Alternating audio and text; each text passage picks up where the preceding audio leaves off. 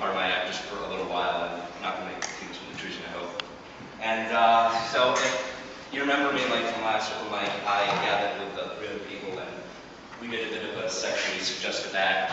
And I promise none of that tonight, but as much as I can promise. And I'm sorry, it's disappointing. I can't see you, but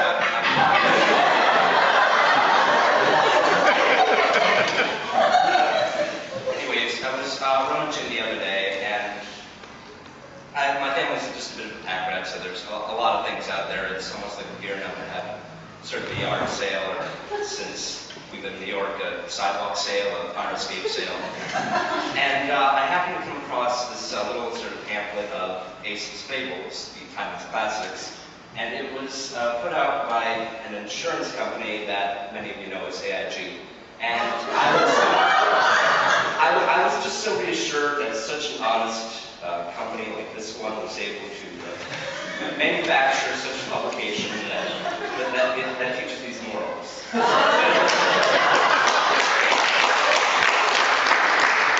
I thought I'd like to read 3 of them. So, and the first one is The Grasshopper and the Ants. All summer long, the merry grasshopper spent his days making music. When he saw the ants marching past him in a line, carrying seeds and grain to store in their hill, he laughed at the toil. How foolish to work so hard in the hot sun, the grasshopper cried. Summer's the time to play and sing. There's time enough to worry about winter when the first snow falls. But when the days grew short and the first snow fell, the grasshopper could find nothing to eat. Shivering in the cold, he came to ask the ants for help. Please, can't you spare me a seed or a leaf, he begged? I'm too hungry, even to sing. The ants shrugged. Of course, we can spare you a leaf, or a pebble, or an acorn, or even $1 million jet, because that's the giving people we are.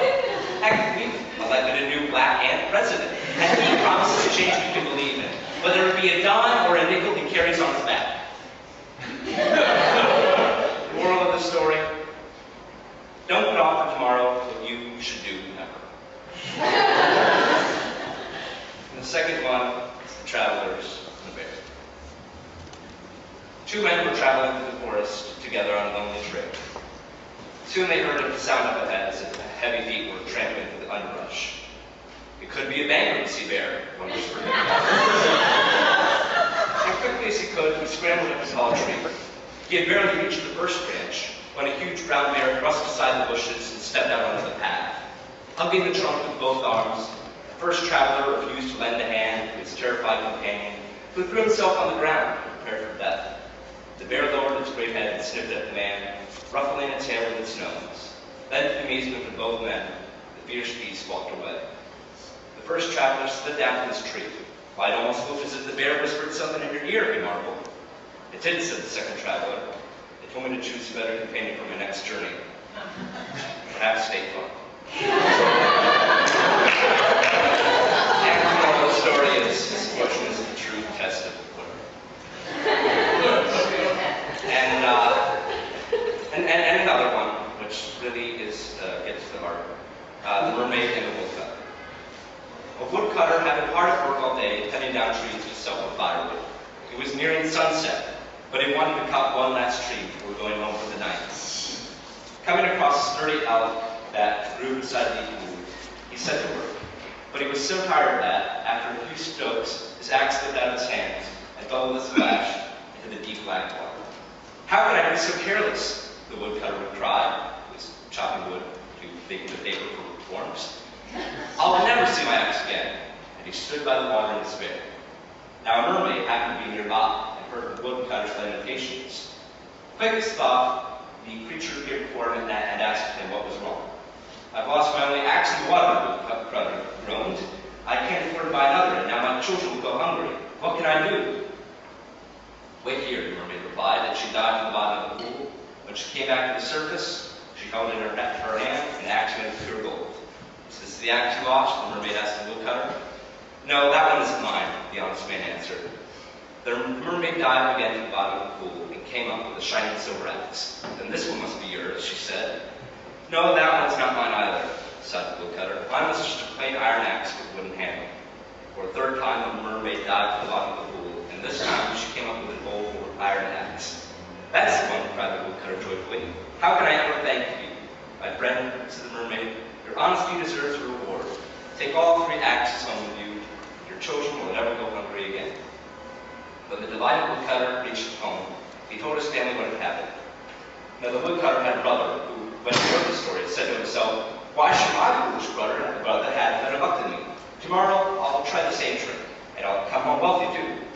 The next day, the woodcutter's brother went to the same pool and promptly threw his axe into the water.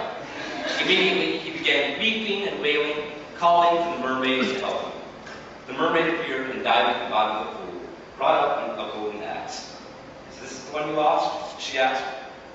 That's the one, the woodcutter's brother cried, and added, but it was encrusted with a few diamonds, and came with a few $1,000s. The moral of the story, honesty is the best, whatever. And that's the fable right there. And I don't mean to waste your time, but basically, I wanted to talk to you a little about Dave and Lisa because I think it's an experience everyone should really hear about it. It's a rather dark place, so we really rehearsed with all the lights on, and like that. So, and I truly learned that there's an equation for acting, and it really just has to come from the soul, and it's never really mathematic like say perhaps this to be or not to be. That was brave. And I've also learned, a few other things, like how I really don't want to hear a spoken word version of Paris in Springtime. And how you can really dive back to the deep of your mind and really find the inner crazy you. And how that can be an excuse for all the inconsistencies with the play.